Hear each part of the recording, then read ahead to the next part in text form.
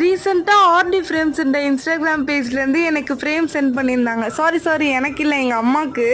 ரேண்டமா ஒரு நாள் ரீல் ஸ்க்ரோல் பண்ணிட்டே இருக்கும்போது ஆர்டி ஃப்ரேம்ஸ்ல இருந்து ஒரு ரீல் பார்த்தேன், கிவ் அவே தராங்க அப்படின்ற மாதிரி.